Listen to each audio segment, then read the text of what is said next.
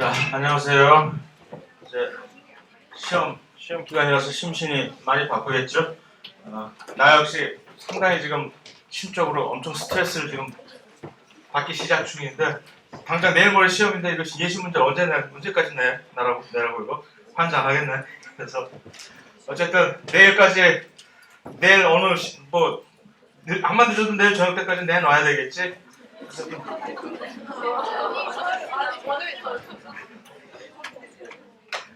뭐 지금 생각은 밤새가지고 오늘 저녁부터 시작해서 밤새서 내가 볼 생각인데, 혹시 만약에 어떻게 될 경우에 내일 저녁까지라도 내긴 내야 되겠죠. 그 다음에 시험 문제 개수를 좀 줄여야 되겠네 보니까. 그래서 30문제 객관식 문제를 내기로 했는데, 생각을 해보니까 중간고사만, 기말고사는 그대로 30문제 내고 객관식에다 주관식 3문제 내고, 중간고사는 한 20문제에서 25문제 정도를 줄이고 주관식 문제 3문제 그대로 하고 그렇게 해야 되겠어요. 왜냐하면 1시간 15분만 시험 치고 가야 되는 학생들이 몇 명 있다고 해서 뭐 일종의 것도 좀 불리하다면 할 수도 있잖아. 그래서 그렇게 할 예정입니다. 질문 혹시?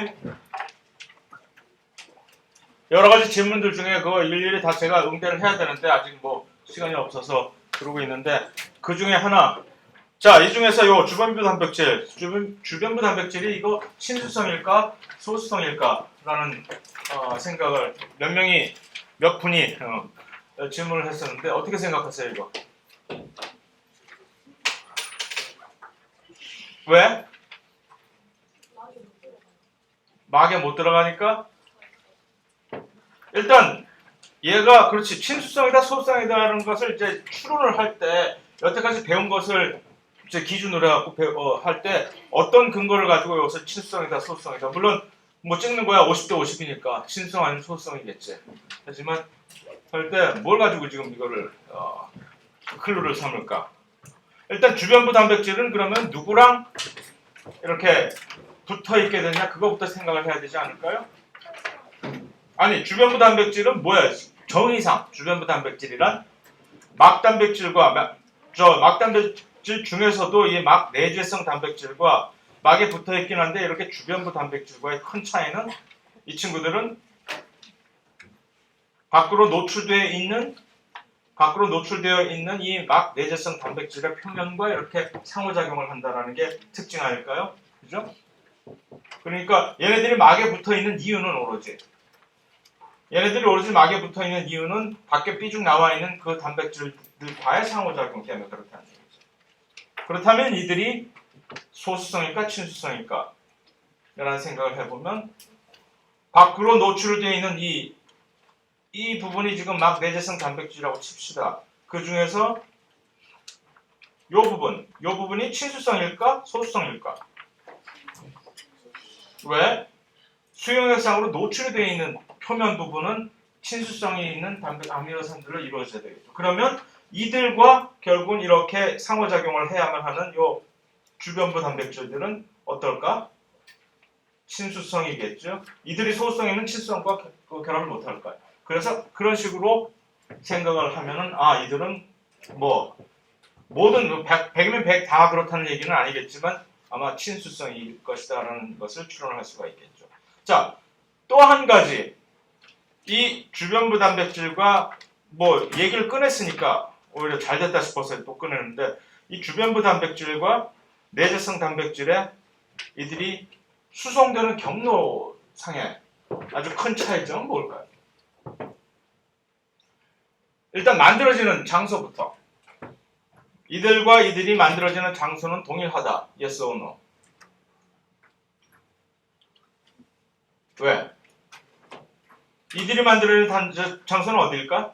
물론 모든 단백질들은 여기서 만들어지는 건 뭐 기정사실인데, 그런데 이 내재성 단백질이 만들어지는 장소는 이 리보솜들이 어디에 붙어있는 리보솜들?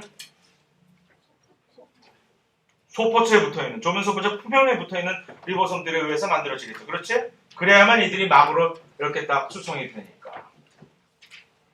그걸 이제 종합할 수 있는 능력, 하나하나 간편 지식들을 이렇게 여기저기서 배웠는데, 그것들을 이렇게 가만히 관절하면서 종합할 수 있는 능력이 생기다면 더할 나위 없겠죠. 뭐 그것을 꼭 굳이 꼭 그렇게 해야만 된다라고 시험을 위해서 하는 건 절대 아니지만. 자, 그런데 이 주변부 단백질은 그런 관점에서 볼 때 어디서 합성이 될까요? 그럼?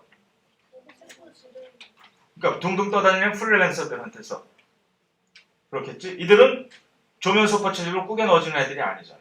그러니까 세포질에서 이렇게 된 다음에 지들이 알아서 그냥 이렇게 마치 얘기할 때 둥실둥실 떠다니는 얘기하면 좀 뭐 어폐가 있긴 하지만 오늘 배울 내용에 근거한다면 어쨌든 그 다음에 이들은 그냥 주변부로 와서 같이 부착이 되는 그 두 가지 큰 차이점이 있다는 얘기입니다. 오케이? 좋아요.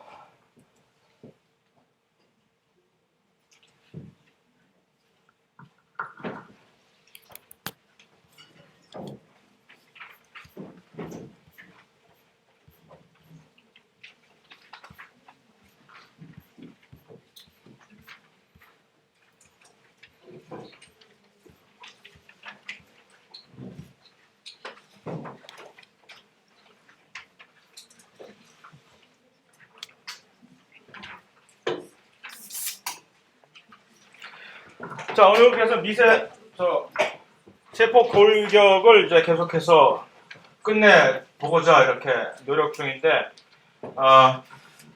좀 미세소관부터 좀 자세히 들여다볼 것 같으면 미세소관, 그러니까 세포 골격들은 전부 다시 한번 정리를 하면 모든 세 가지 종류의 세포 골격 단백질들은 전부 이렇게 긴 이렇게 중합체로 되어 있단 말이에요. 그러니까 누군가가 한번 근데 그 중간섬유는 근데 그런 단위체들이 없는 것처럼 보이는데요라는 지적을 해주셨는데 사실 어느 정도 일정 부분 맞는 얘기예요. 그러니까 미세소관이나 또는 미세섬유들은 이 동그리들이 전부 뭉쳐갖고 된 것처럼 보이는데 그림상으로 보면 중간섬유 자체는 그런 단위체들이 없는 것처럼 보이네요. 맞아요.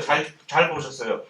그 단위체가 짧아요. 그 단위체가 이런 동그리 단위체가 아니라 이런 길다란 애들이 하나의 단위체로 그것들이 계속 또 이어져가지고서 이렇게 그런 식으로 만들어지는 게 중간 섬유거든요. 그래서 중간 섬유에 있어서는 이 단위체들이 무엇이다라는 것을 짚고 넘어가지 않는 이유가 그래서 그런 것이고. 그럴 때 이제 미세 소관을 먼저 쳐다보면은 그 단위체들의 이름이 뭐냐면 튜뷸린이라고 하는 이 동글동글한 단백질들이거든요.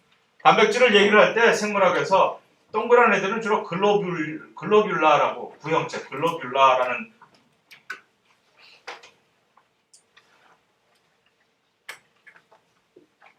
하나의 글로뷸린이라는 왜 이렇게 글씨 잘 쓰지?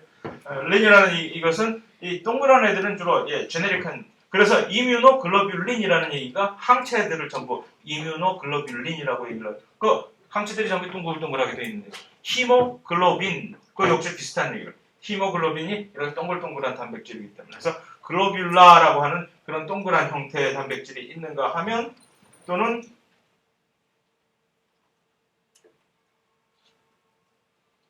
파이브로스 단백질이라는 식으로 해서 섬유질의 단백질 이렇게 하는 것인데 이렇게 긴 중합체들은 이렇게 섬유질의 단백질인데 그 섬유질의 단백질을 만드는 단위체가 동그란 이런 글로뷸라한 단위체들이라는 얘기죠. 튜뷸린 역시 그래서 이런 동그란 글로뷸린의 하나의 일종입니다.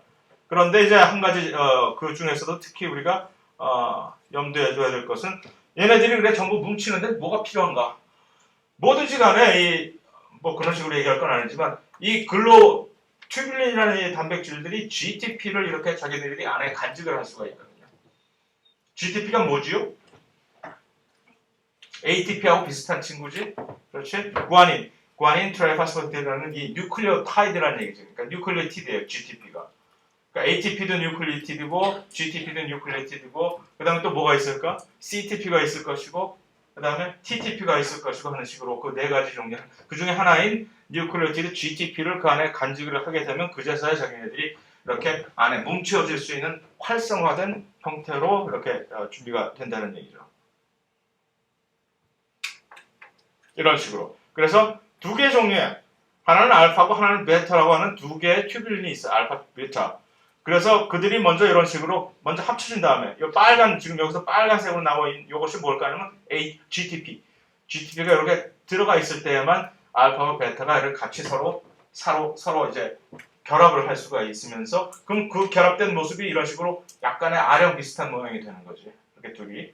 그 다음에 그러한 작은 아령 비슷한 모양이 하나씩 이렇게 여기에 올라가면서 나선형으로 올라가시면 이런 식으로 이렇게.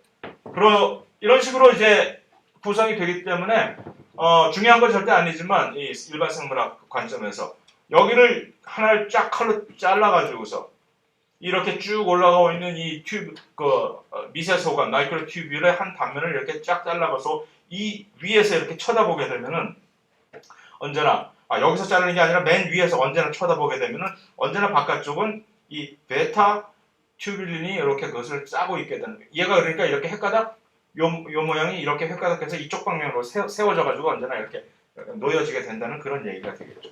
그래서 언제나 이쪽 부분은 이쪽 아래에서 보면은 알파가 보일 것이고 이쪽 저 끝에서 저 올라가는 계속 쌓여지는 그 튜뷸린 쪽의 사이드에서 보면은 베타 튜뷸린이 보이게 될 것이고 하는 그런 방향성이 있다라는 얘기인데 그거야 뭐 세포 생물학 정도 가면은 이제 좀 신경을 써야 될 문제이지만 지금 뭐 일반 생물학 쪽에서 튜뷸린 가지고 이런 식으로 만들어서 길게 만든다라는 정도만 알고 있으면 끝.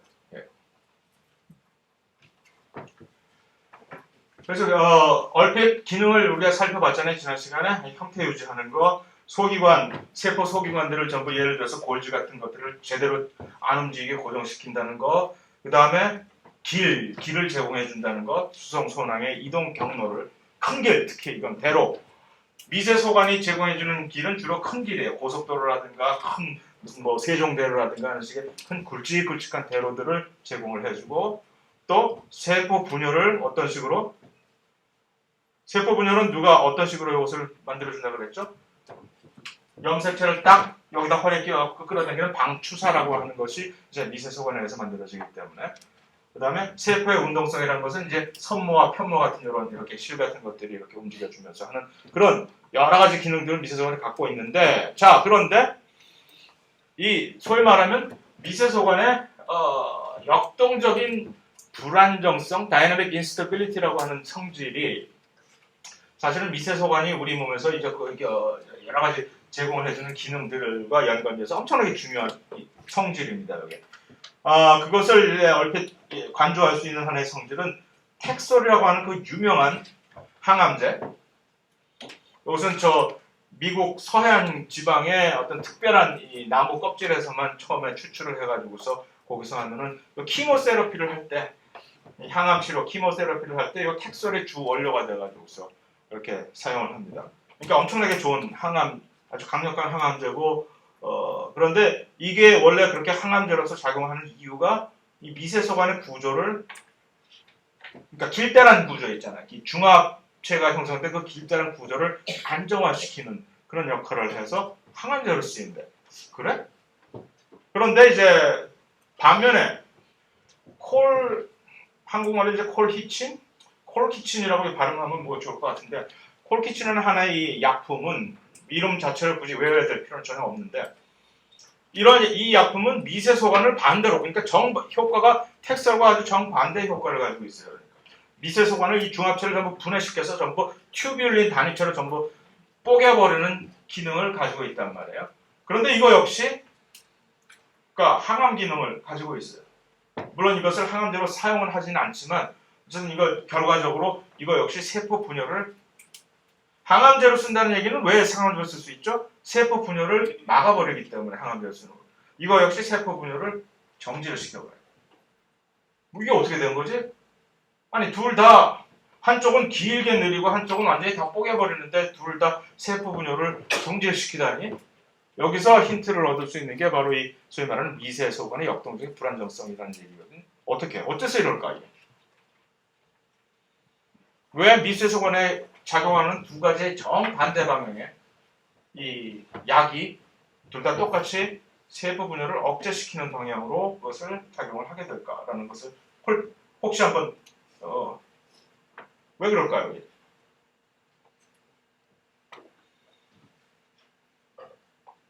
세포 분열 이 텍솔같이 이렇게 미세소관이 길어 있는 그런 형태에 있을 때 왜 이것이 이렇게 안정하게 돼 있고 더 이상 분해가 되지 않으면 그러니까 다시 말해서 미세소관의 길들한 중합체가 분해가 되지 않으면 어째서 세포 분열을 더 못 나가는 것일까를 먼저 물어봅시다.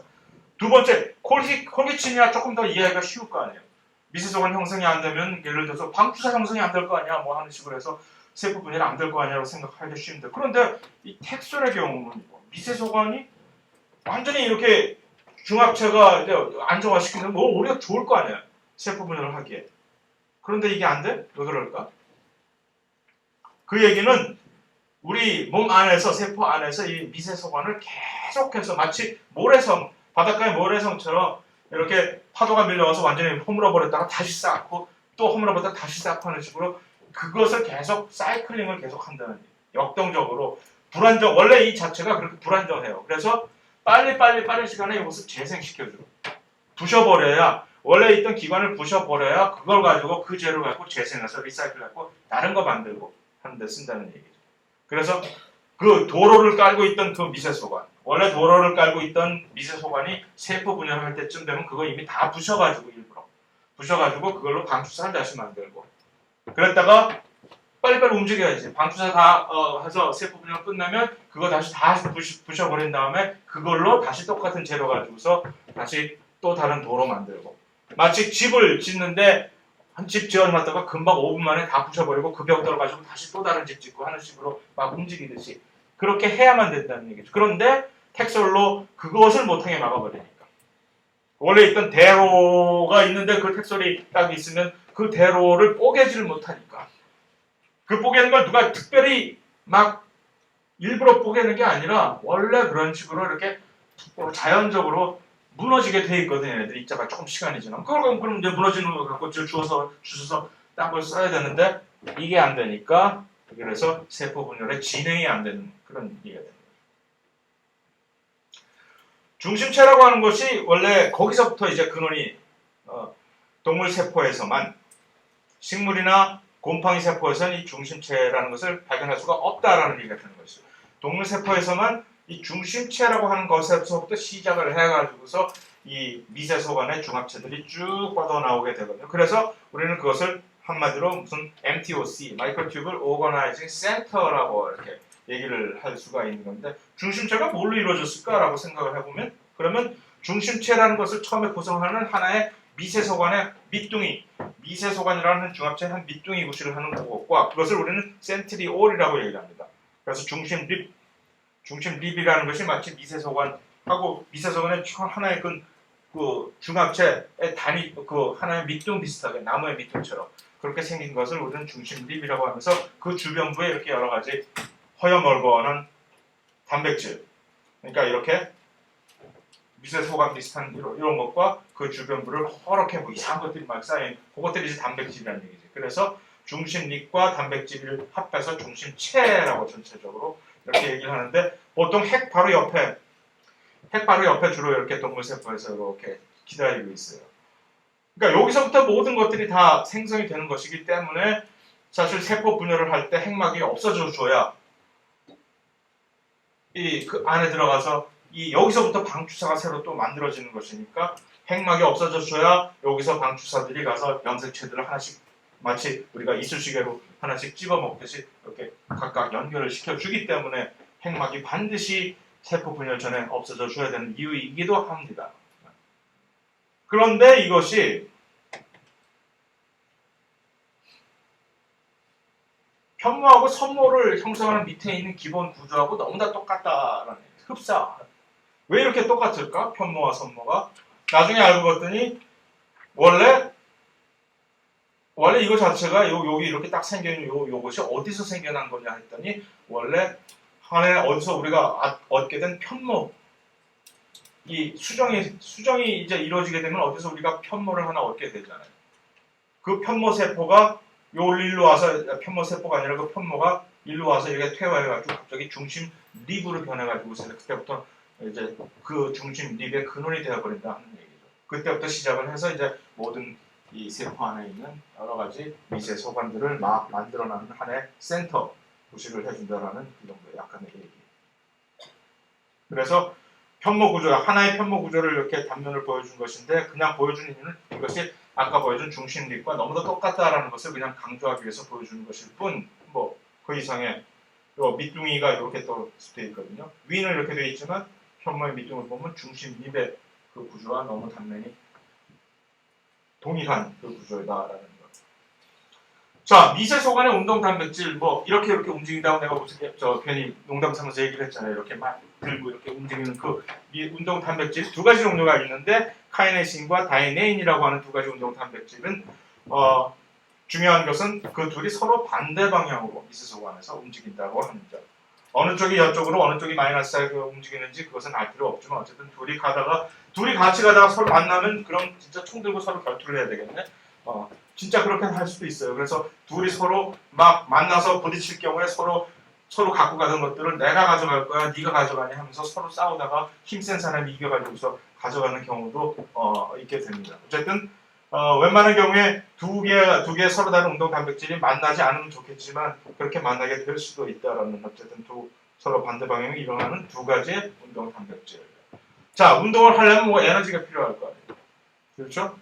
그래서 어떤 에너지를 쓸까?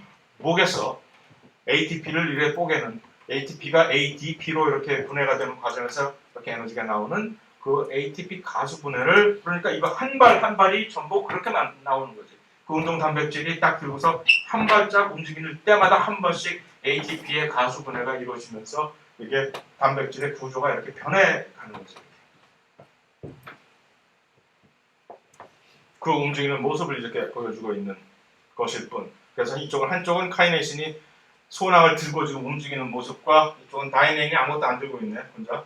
그래서 움직이는 이렇게 하나는 좀 덩치가 더 크죠? 다이네인이 카이네신보다. 중간 섬유는 이제 이거 역시 동물에서만 존재를 하는데 좀 전에 동물에서만 존재한다는 게 뭐라 그랬죠? 중심체, 그렇지. 이거는 길을 제공하지는 않고 그러니까 미세 섬유하고 미세 소관만이 큰 길 또는 작은 길을 제공하는데 중간 섬유는 중간에서 이렇게 그 길들을 좀 더 보강을 해주는 구조적인 이 서포트 역할만 하는데 중간 섬유 중에서 우리가 잊지 말아야 될 여러 가지 주요 단백질들이 있기 때문에 우리가 흔히 잘 알고 있는 많이 들었던 단백질들이 사실은 그 중간 섬유 단백질이었다는 것입니다. 누구냐 하면 케라틴. 그 유명한 케라틴. 예. 잘 안 유명한 모양이지 별로 누구야? 소 다 보듯이 케라틴이 이 머리카락의 성분이기도 하고 주 성분이기도 하고 피부에서 제일 많이 이런 더러운 얘기를 하다니 피부에서 비듬 떨어질 때 제일 많은 주 성분의 단백질이 바로 케라틴이에요. 그래서 이 세포나 무슨 생화학 실험실에서 단백질 같은 거 실험할 때 제일 오염 조심하는 게 케라틴 단백질이 잘못되면. 그러니까 어디서든지 여기가 막 함부로 있을 수 있기 때문에 이 단백질의 어떤 분석을 할 때 잘못해서 분석을 보냈더니 자기가 원하는 단백질이 아니라 이거 케라틴이에요 전부 하면 장갑 안 끼고 했다는 얘기가 되는 거지. 그러니까 장갑 끼고 실험을 하지. 거기서 이 케라틴이 잘못하면서 하는 식으로 흔한 그 단백질. 그 다음에 라민, 어디서 많이 들었던 라민 누굴까 이거?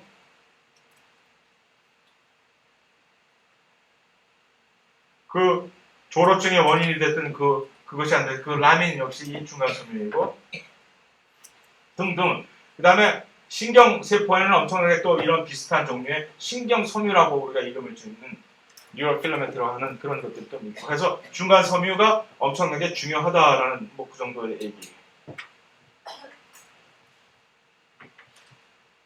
세포 내에서 부차인 어쩌고저쩌고 데스모좀 이거 오케이 이거 외워봤자 괜히 쓸데없이 분산만 되는 거니까 잊어버리고 그냥 중간 섬유는 그냥 구조적 지지 하는 정도로 딱 깔끔하게 나갑시다. 깔끔하게. 이게 차라리 나아요. 미세 섬유는 이렇게 길게 이거 역시 되어 있는데 자 미세 섬유와 중간 미세 소관의 차이는 지난번에도 얘기를 했지만 얘는 똑같이 긴 파이브로스 단백질이긴 한데 또 둘 다 똑같이 이런 식으로 단위체 동그란 이 글로뷸러 단위체가 모여서 이렇게 된 거긴 한데 다른 점은 이렇게 마치 밧줄처럼 또아리를 틀었네. 밧줄처럼 아까는 파이프처럼 수도관 파이프처럼 이렇게 밋밋하게 길게 큰 원통형으로 되어 있는 것이 미세 소관인데 미세 섬유는 이렇게 마치 무슨 실처럼 섬유를 꼬아가지고 이렇게 회전을 하고 있죠. 어쨌든 이건 요 단위체들이 이런 식으로 중합체를 형성하기 위해서는 얘네들이 ATP를 이 액틴이라고 하는 요소가 있지. 아까는 튜뷸린이었죠. 아까는 그 튜뷸린이 GTP를 딱 먹은 다음에 GTP를 입에 물은 상태에서만 가서 다다다닥 붙을 수가 있었는데 이 미세섬유의 경우는 액틴이 이제는 ATP를 먹은 입에 물은 상태에서만 전부 이렇게 중합체를 형성할 수가 있다는 그 다른 점입니다. 미세섬유 위를 움직이는 이 운동 단백질은 딱 한 가지밖에 없어요. 외우기 쉬워서 좋겠네.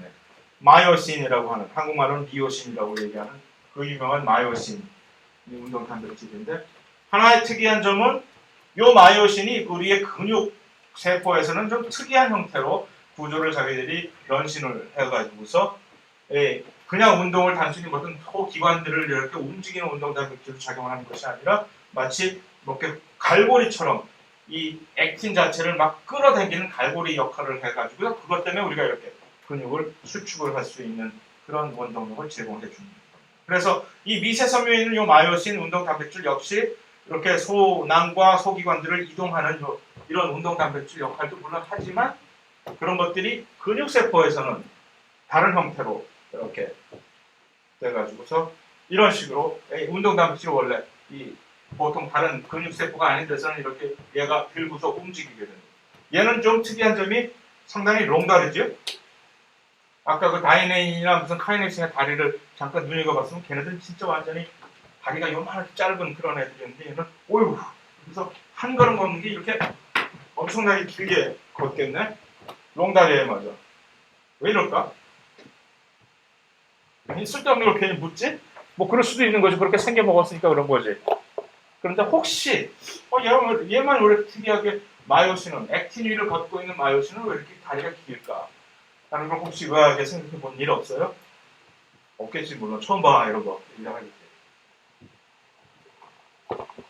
혹시 그 이유를 설명해 주실 분? 얘는 왜 이렇게 롱다리일까? 얘가 만약 예를 들어서 얘가 아까 다이네인이나 카이네스처럼 숏다리였다고 치면 무슨 일이 벌어질까? 한 발짝을 움직였을 때 바로 그 다음 이렇게 움직였을 때 바로 얘는 밖으로 떨어집니다. 낭떨어지고.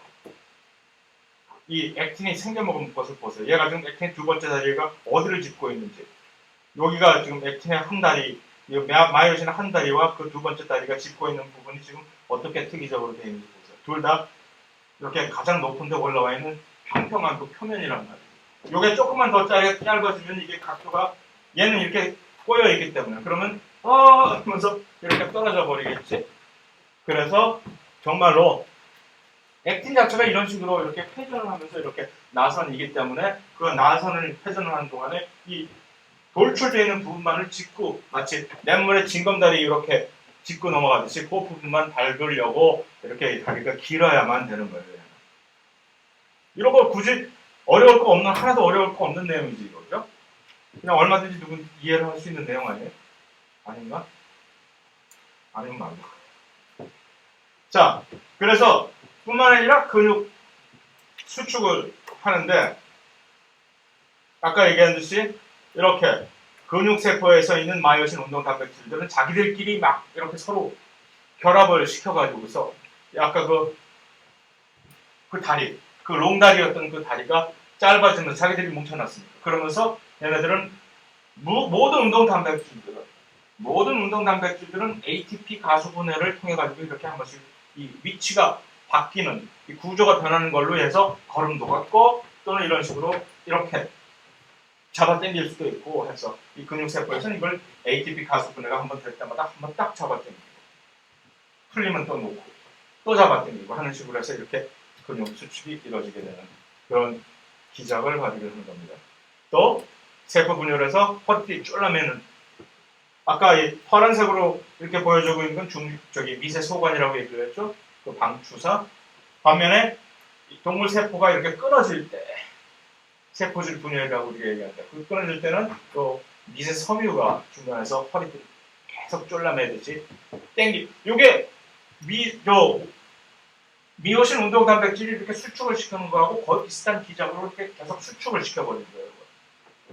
그러면서 그러면서 같이 세포막과 같이 이렇게 당겨지게 되는 거기 때문에 세포막이 줄어들면서 이렇게 딱 잘라지게 됩니다. 또한 미세섬유는 자 여태까지 미세섬유가 뭐가 있었다고? 물동이 지고 이렇게 롱다리를 옮기는 거 운동하겠지. 그 다음에 근육 수축, 그 다음에 허리띠 졸라매기, 또 뭐?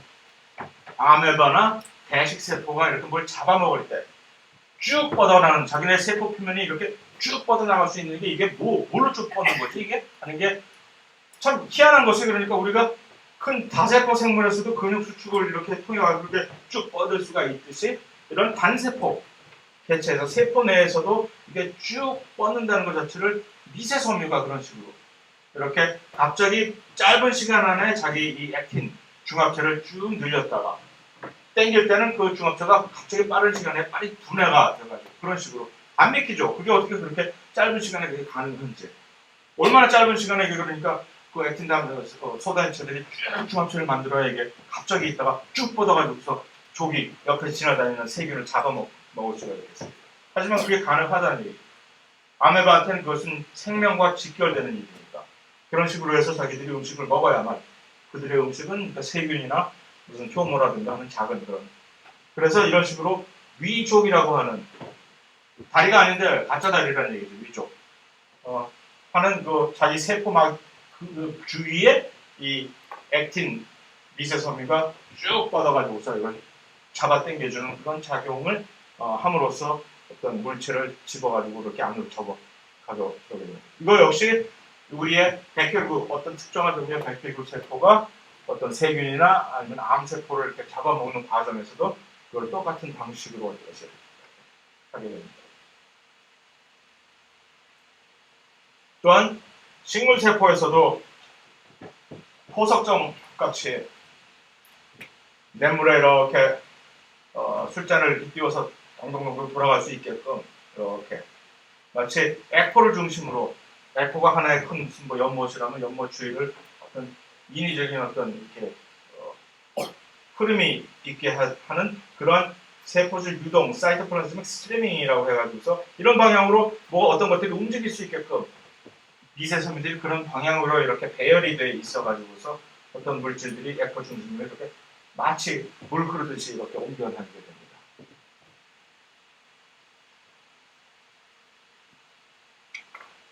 그래서 거기까지 하면은 세포 안에 있는 골격을 전부 이제 마스터를 하게 된 겁니다. 끝. 그러면 세포 안에는 그런 식으로 골격이 있다. 그런데 그것만이 아니라 세포 밖에 또 이상한 것들이 특히 동물 세포에 식물 세포는 뭐 그다지 별 그게 없어도 되지만 동물 세포에는 이런 소위 밖에 있는 세포 외 기질이라고 하는 엄청나게 많은 이상한 층들이 스펀지 쌓아놓은 것처럼 패딩이나 또는 스펀지라고 얘기를 해준다는 거예요. 그 동물 세포가 있으면 바깥에도 외부에다 뭐 이상한 것들을 푹신푹신하게 이렇게 깔아두는 뭘로 만들어야 되지 그런 거니까 뭘 푹신푹신하게 얹어 두려면은 세포 구조의 단계에서는 무슨 뭐 솜이나 무슨 그런 게 없잖아요. 그러니까 그런 역할을 할 수 있는 뭔가를 거기다 쌓아둬야 되겠지.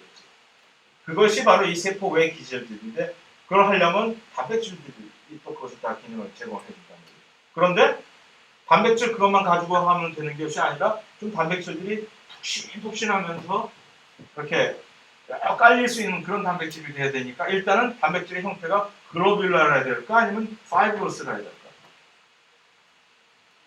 파이브로스라 해야 되겠죠. 그렇죠. 일단 그러면 세포 외에 있는 기질들 모든 단백질들은 좀 일단 그런 식으로 길들한 파이브로스한 단백질이겠구나. 왜? 왜라는 의문이 이제 대답이 되는 거죠. 왜 세포 외 기질 단백질은 전부 다 이렇게 길다란 마치 세포 골격 단백질처럼 길다란 파이브로스들일까? 그런 식으로 그것을 쿠션을 제공해 줄 수 있는 긴 바닥에다 깔 수 있는 얘는 단백질이래요. 그 다음에 두 번째는 모두가 전부 다 당 단백질. 왜 이래야 될까? 쿠션. 여러 가지 당들이 이렇게 중간에 이렇게 깔려 있어가지고서 그것들끼리 이렇게 서로 막 신축성을 제공해 주면서 마치 스프링 침대 매트리스에 스프링들이 있는 것처럼 그렇게 당들이 그 중간중간에 이렇게 막 부착이 되는 당들이 그런 식의 기능을 제공해 주기 때문에 밖에 전부 있는 단백질은 엄청나게 고분자 당 단백질들의 이 복합체들이다라는 얘기죠. 이게 다 어디서 만들어지는 걸까요? 그럼 할 때 그것을 특별히 전담을 하는 동물세포, 이 조직 중에 섬유아세포라는 게 있어요. 파이브로블라스트라고 영어로 얘기를 하는데 걔네들은 마치 우리 피부의 안쪽에서 주로 많이 볼 수가 있어요. 피부 바깥쪽에서 안쪽을 이렇게 뜯어보면은 희한한 형태로 되는 뭐 희한한 것도 아니지 이런 식으로 생겼어요. 현명에서 보면 이런 세포들이 주로 그것을 이제 형광현명에서 보면 이렇게 보이는데 이들이 주로 만들어내는 그런 긴 단백질 어디서 만들어서 어디로 갈까요? 그럼 얘네들은 일단 이 섬유화 세포에서 그런 단백질들을 만든다면 일단 그 단백질 합성은 어디서부터 시작을 할까? 조면소포체의 그 리보솜에서 시작을 해야 되겠지, 걔들도. 왜냐면 밖으로 지금 던져버려야 되는 세포, 단백질들이니까. 그 다음에 그 당들은, 그들이 전부 다 당 단백질이라며 그 당은 어디서 전부 다 부착이 될까?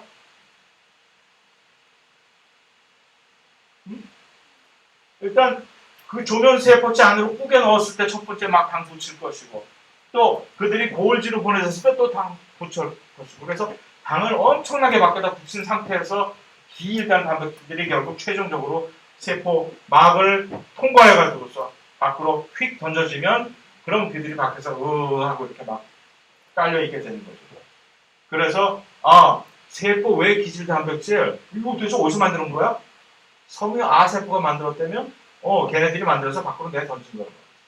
그래서 우리 밖에 피부와 이 속과 사이의 완충 역할을 해주면서 하는 식으로 여러 가지 쿠션 역할, 보호 뿐만이 아니라 그렇게 깔아놓으면 사실은 여러 가지 동물 세포들은 여러 가지 다른 종의 세포들이 여기저기를 헤집고 돌아다니려면 움직이면서 이 특히 발생 과정에서 나중에 발생을 되게 되면 어떤 특정한 다른 세포는 어느 특정한 곳으로 움직여서 어떤 특정한 조직을 형성하고 하는 식으로 세포들이 움직여야 될 때 이 움직일 때 어떻게 움직일 거야? 뭘 잡고 암벽 등반할 때 무슨 잡을 수 있는 무슨 거 붙잡을 수 있는 그런 공간처럼 이 아까 있는 세포 외 기질들이 그것을 전부 이렇게 제공해 준 거예요. 그래서 세포 외 기질들이 만약에 무슨 돌연변이에 의해서 없어져 버린다. 그럼 무슨 일이 발생을 할까? 엄청나게 많은 일들이 발생하는데 그 중에서도 특히 일단 각각의 세포들이 고정이 안 돼. 그런 식으로 해서 세포들을 보호해주면서 접착제 구실을 이렇게 해주는데 이 접착제가 없어져 버리니까 그럼 세포들이 전부 너덜너덜해서 밖으로 전부 흘러 떨어져 버리겠지. 두 번째는 보호가 안 되고 세 번째는 어떤 세포들이 특정 곳으로 이동을 못해. 그래서 완전히 발생 과정에서 기형아들이 완전히 생겨버리고 그러니까 세포의 기질 아무것도 아닌 것 같지만 엄청나게 중요한 그런 기능을 하게 되어버린다는 그런 단백질입니다.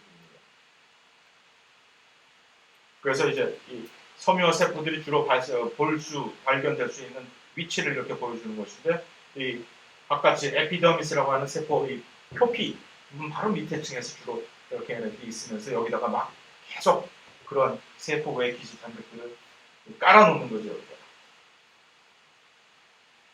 여러 가지 종류의 그런 단백질 중에서 가장 유명한 그러한 단백질이 누구냐 하면 그렇게 몸에 좋다고 마구마구 먹어대는 콜라겐이라고 하는 이 단백질.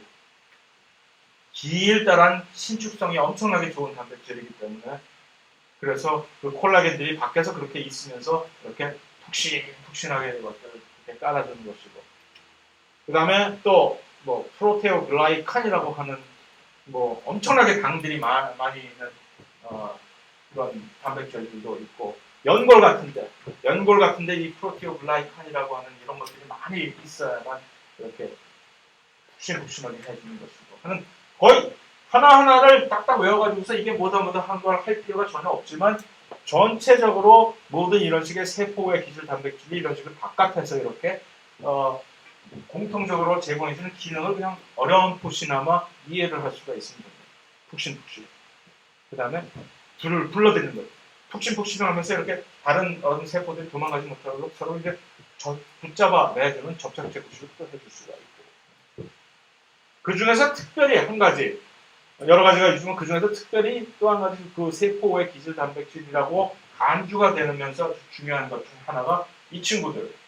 이 친구들은 완전히 세포 외 기질이라고는 얘기할 수 없는 단백질이지만 그들 중에 하나라고 우리가 간주하는 인테그린이라고 한다. 인테그린이라는 그 말 자체만 해도 얘가 어떠한 형태로 있는지를 이제 상징을 해주는 그런 말입니다. 인테그린. 중간에 끼어 있다는 얘기죠. 인테그린. 그래서 세포막에 끼어 있으면서 왜 얘가 세포막에 끼어 있으면서도 세포 외 기질 단백질의 하나로 간주가 되냐면 밖에 있는 여러 가지 세포 외 기질 단백질들과 아주 밀접하게 내통을 하고 있기 때문에 중간에 끼어 있으면서 이 바깥 노출된 부분이 계속적으로 그 밖에 있는 애들하고 인연을 끊지 못하고 계속 붙들고 매놓고 있는 거죠. 그런 식으로 해가지고서 모든 동물 세포들은 인테그린들을 전부 막에 좀 갖고 있으니까 그들이 세포 외 기질 단백, 예를 들어서 콜라겐이나 무슨 이 프로테오 글라이칸이나 하는 그런 것들과 이렇게 서로 붙들어 매면서 이렇게 상호작용이 이렇게 할 수가 있는. 그러면서 얘가 이렇게 중간에 마구를 통해 갖고 이렇게 연결이 되어 있다는 것은 그것뿐만 아니라 또 어떠한 장점이 있을까요? 바깥과 서로 소통이 된다. 그 플러스 밖으로 삐죽 나와 있는 부분이 있으면 안으로 삐죽 내려가 있는 부분도 있을 거예요. 삐죽 내려가 있는 부분하고 세포에 있는 어떤 것들하고 똑같이 이렇게 연결을 시켜서 서로 통교를 한다는. 그래서 예를 들어서 세포 바깥에서 누군가 압력을 빡 가하지. 압력을 빡 가하면 콜라겐 같은 것들이 압력을 받아가지고서 왜 이래 밀지 마 하고 이렇게 되지. 그러면 그것들이 이 인터그린을 압력을 가해주겠지. 그럼 얘가 뭐야 이상한 압력이 가해지네? 그러면 얘가 인터그린 밑으로 몸 나온다. 이렇게. 그래서 그것을 세포 바깥에 있는 모든 거는 이 물리적인 신호 같은 것들을 인테그린을 통해 가지고서 세포 안쪽으로 아주 밀접하게 그대로 전해주는 그런 역할을 해주기 때문에 엄청나게 좋은. 그래서 마치 세포의 교신을 세포 간의 교신을 이런 인테그린이 이렇게 벌여줄 수가 있다는 것을 상상을 해줄 수가 있습니다. 그래서 이제 충격 및 흡수 구조적 보호 같은 것은 아까 얘기한 콜라겐이나 프로테오 글라이칸들이 한다라고 얘기했지만 그거 굳이 꼭 외워야 돼? 전혀 아니지 뭐. 다음 주에서 콜라겐이 하는 역할이 무엇이냐 분석하면서 얘기를 할까? 이건 좀 전체적으로 이렇게 알 수 있으면 되는 것이고 그 다음에 라민이나 무슨 그런 것들은 접착제 구실을 또 이렇게 하게 해주는 그런 역할들을 합니다. 예를 들어서 라미닌이 만약 그래서 접착제 구실을 하니까 라미닌의 유전자가 만약에 망가져가지고 기능을 못하게 된다면 무슨 일이 벌어질까 하면 세포들이 그러니까 그런 문제를 낼 때면은 라미닌은 특별하게 어떤 세포 주기를 안정적으로 위치 고정을 접착제 구실을 한다라고 딱 미리 깔아주고 시험 문제. 그 다음에 만약에 라미닌이 돌연변이가 생겨난다면 다음 중에서 어떤 일이 벌어질까라고 하면은 그때는 충분히 대답을 할 수 있는 그런 문제가 되겠죠. 그러면 세포들이 고정이 안 되니까 세포 표면이 불안정하고 해서 피부들이 전부 이탈이 되는 그런 현상이 벌어지겠죠. 그런 그림이 없었나요? 여기 하나 있었는데 비슷한 거. 너무 끔찍해서 내가 안 넣어놨구나. 그건. 오케이, 그럼 됐어.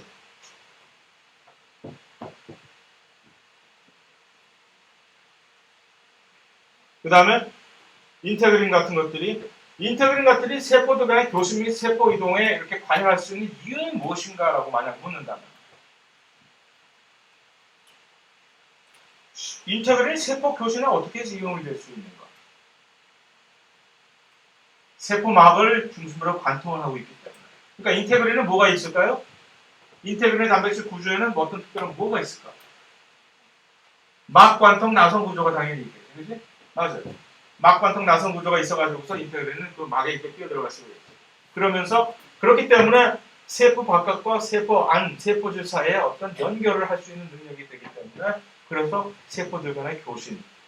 교신이라는 얘기는 세포 바깥에 어떤 일이 벌어지고 있는지를 물리적으로 감지를 할 수 있는 능력이 생기면서 그것을 그대로 세포질 안으로 전달을 할 수 있는 능력이 있다는 그런 얘기가 되죠. 그래서 인테그린이 그런 일을 할 수가 있다는 얘기예요.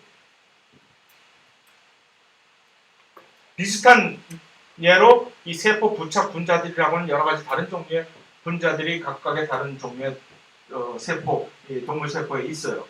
걔들도 인테그린과 비슷한 식으로 그러니까 막단백질들이 그런 식으로 해서 세포들끼리 서로 이렇게 만났을 때 서로 연결을 시킨다든가 하는 그런 일들을 벌이게 됩니다.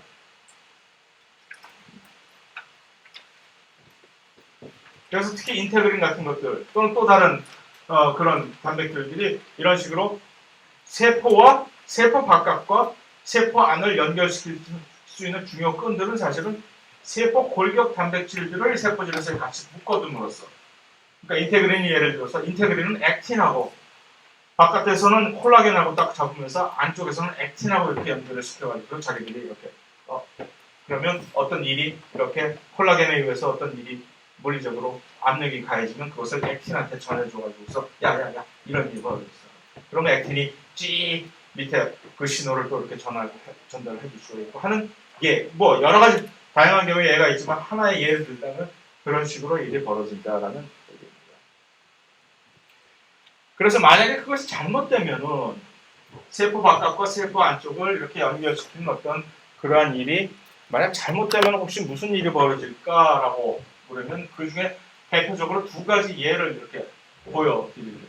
이것이 다라는 얘기가 아니라 여러 가지 그런 일이 발생할 수 있는 중에 대표적으로 이렇게 하나의 예로서 그 중에서 하나 엔키린이나 스펙티린이라고 하는 두 단백질이 어떤 식으로 일을 하느냐에 따라서 이 엔키린과 스펙티린이라고 하는 것은 이 그림에서 보듯이 여기서 여기 엔키린이 여기 위에 있고 스펙티린이 여기에 이렇게 있습니다.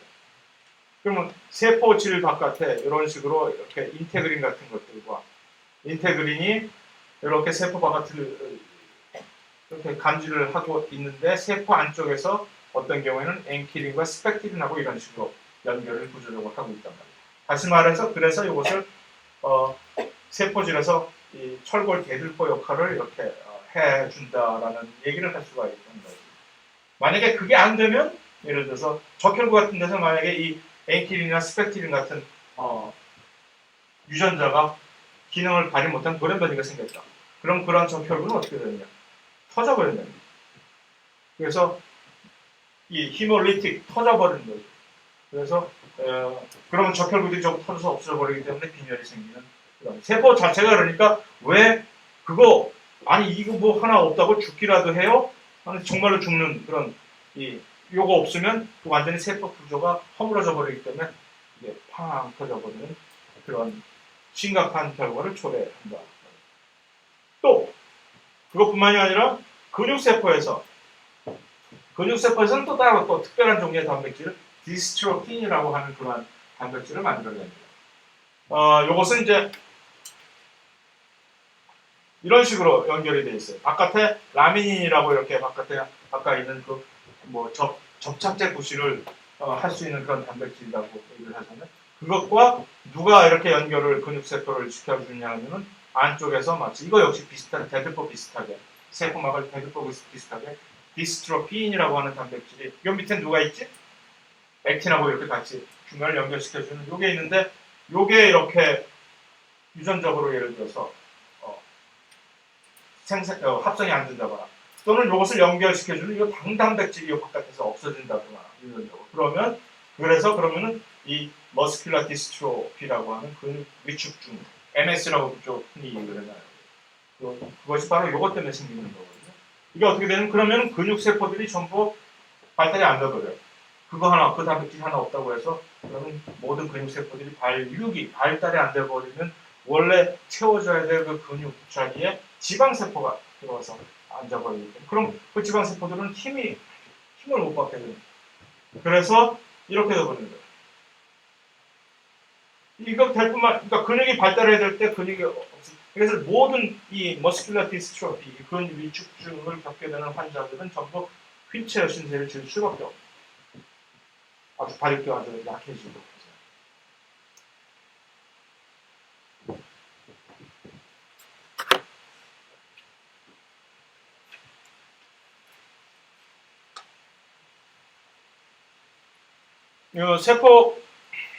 이 세포 간을 연결을 시켜주는 이 단백질들 역시 아주 세포의 기질 단백질들과 세포 안을 밀접하게 연결을 시켜주는 그러한 단백질들의 일종입니다. 그래서 이것을 내가 이렇게 오늘 막 진도를 위해서 막 끝내겠다고 욕심을 부리지는 않아야 되겠다는 개과천선을 해가지고서 오늘은 여기까지만 하고 시험은 여기까지 범위로 이렇게 보게 되겠습니다. 그리고 아까 얘기했듯이 빨리빨리 열심히 부지런히 예시 문제를 만들어서 목표는 내일 오전 중 아니면 내일 오후까지라도 이렇게 만들어낼 계획에 있고, 그래서 스노보드에 올려놓을 예정이고, 그 다음에 저기 다음 주 화요일날 수업 어떻게 할까? 다음 주 화요일날은 수업이 없습니다. 그럼 시험 다 끝난 다음에 목요일날 다시 만나기로 합시다. 그럼 자, 시험들 잘 보시고.